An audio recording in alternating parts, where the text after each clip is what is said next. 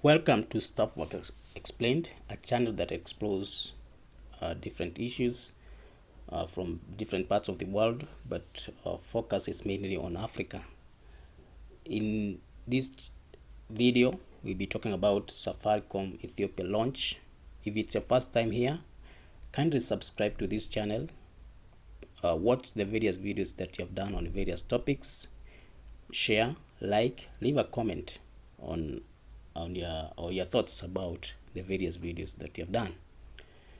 Safaricom Ethiopia has been launched. This has been a long journey, one that has been characterized by delays, lots of challenges, and also some lessons. The launch had earlier been slated for April 2022, but that was delayed because of a pandemic. There is an ongoing war in Tigray region and other parts of Ethiopia, and also there has been some logistical challenges that has faced this launch. On 6th October 2022, Safaricom Ethiopia was launched. This was in a ceremony that was attended by the newly elected Kenya President Dr. William Ruto and Ethiopian Prime Minister Dr. Abiy Ahmed. This after Safaricom was granted a nationwide full service unified telecommunication service license, making it the first private telecom operator in Ethiopia. Safaricom Ethiopia is owned by a consortium which comprises of South Africa's Vodafone Group, which owns 6.2% of shares, Safaricom PLC, which owns 55.7%, becoming the largest shareholder. Then we have Japan's International Trading and Business Investment Company, Sumitomo Corporation, which is the second shareholder with 27.2%. And then we have British International Investment, formerly CDC Group, which owns 10.9% of shares. With the entry of Safaricom Ethiopia, the state-owned Ethio Telecom will no longer be the only company providing telecommunication services in Ethiopia. Ethiopia has one of the world's most closed telecom markets, and but Ethiopia is liberalizing its telecom sector in a bid to pivot to a modern digital economy in line with its reforms agenda. During the launch, the Safaricom CEO said the company aims at providing sustainable and quality mobile network to Ethiopians. With the launch, Safaricom immediately provided 2G, 3G, and 4G mobile services to 11 cities, which include Addis Ababa and Dire Dawa, the second largest city in Ethiopia. The company has already signed 200,000 subscribers since rolling out in 3 regions. Dire Dawa started in August 29, Eastern Harare region on September 1st, the Oromia region starting with Haramaya City on September 7th. The company plans a national network rollout where it will reach 14 more cities by April 2023. So by then, the company plans to have reached 25 regions or cities in Ethiopia. In terms of investment, Safaricom secured Ethiopia's second operator license in May 2021 for $850 million. The company plans to raise up $2 billion from local banks and development finance institutions over the next 5 years. And this money is required to fund the venture.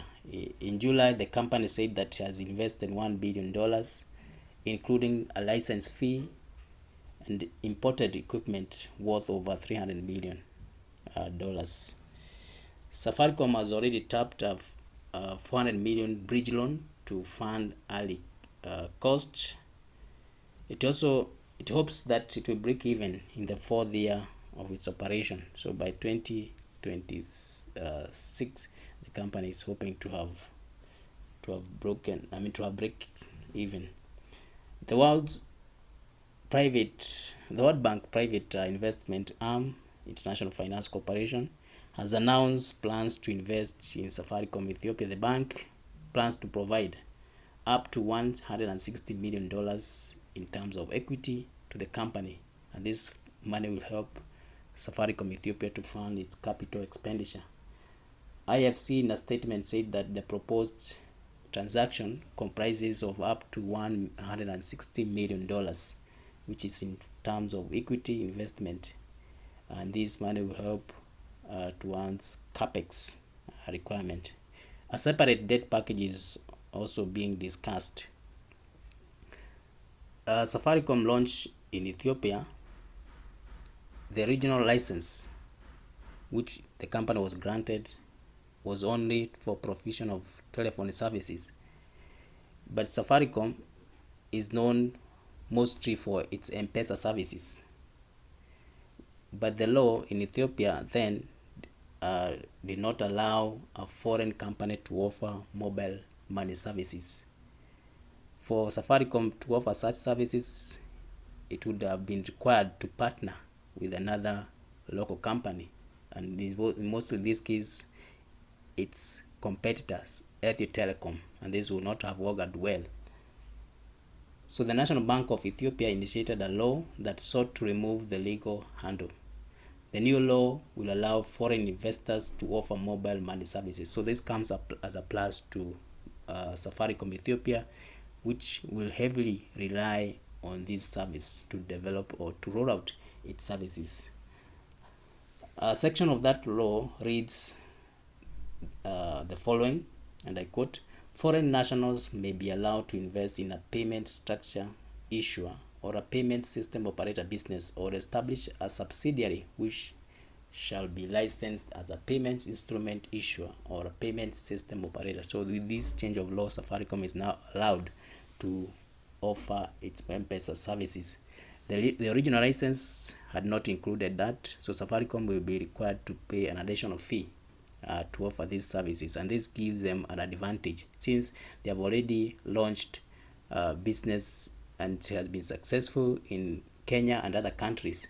So it's coming in with some experience which perhaps the competitor does not have. Ethio Telecom, which is the competitor and is the state-owned company which has been offering these services for some time as a monopoly, had already started a financial service, mobile financial services, which is called Telbill. This was done in May 2021. The service had attracted 4 million users within weeks of its launch. This shows that there is a huge potential in this market. In July 2022, Ethio Telecom announced that it had 21 million subscribers. This is 1 year down the line.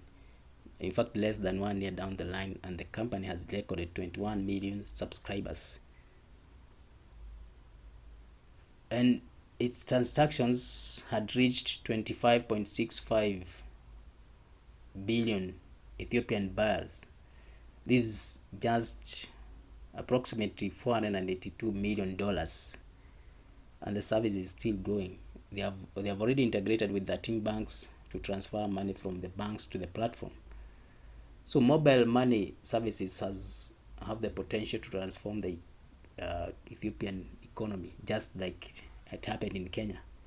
This will allow people to sidestep a rickety and inefficient banking system, where they'll be able to send money or make payment just on a touch of a phone button. The ability to access digital banking services is also likely to be a game changer for Ethiopians who banking sectors has no way of transferring funds from one bank to another. So this will become this coming in as a game changer for the Ethiopian who total around approximately 115 million people, being the second largest populous country in Africa. So there's a huge market which is untapped. If Ethio Telecom was able to subscribe to 4 million users within a few weeks, and then after 1 year these subscribers have increased to 21 million, then it shows that there is a huge appetite for this kind of a service. And if Safaricom being allowed to offer these services, now it can be able to compete at a fair ground. Originally it was not allowed to do that, but with the change of law, Safaricom is able to offer M-Pesa services, and this is one of the anchor product for this company. It has been so successful in Kenya, so Ethiopians are waiting to get a touch or to have a feel of the service. Ethio Telecom has not been sitting pretty. It is gearing up to this expected competition. The company has been a monopoly for so long. It has by 2022 the company had 60 million subscribers, and they are increasing. This is one of the largest subscriber base for a single company in Africa. So Safaricom has a tall order to reach that level. Although there are signs that the company will gain subscribers, given that they have already amassed 200,000 subscribers within a few weeks of their launch. There is hope for the company, but there will be a stiff competition from Ethio Telecoms, which is already established in Ethiopia. But the company is not sitting pretty. It is gearing up to competition. It is venturing in areas which can give the company some competitive edge. The company has already issued a request for proposal for music streaming services providers and developers to partner with the company. So this will give an edge to Ethio Telecom. The company has already started a mobile financial services, and it has been doing so well. The company also plans to increase its mobile subscription numbers by 10.3%. It hopes that within the next 1 year, the subscription base for the company will reach 73.5 million subscribers. So the company appreciates that it is facing a competitive market now that Safaricom Ethiopia has been launched. It intends to focus on building customer experience, business development, and also advancement in the technology as a path for growth. Safaricom, having been successful in Kenya, also hopes that it will be able to capture the market and also grow as the second mobile telephony services provider in Ethiopia. So we will be doing more videos on this to see how the company is faring, how the competition is faring, and how the market is responding as far as their services are concerned. So thank you for watching this video. I invite you to watch more videos that you have done on this topic and other topics. If you have not subscribed to this channel, kindly do so. Leave your comment on or thoughts on the various videos that you have done, and we'll be happy to engage. So thank you.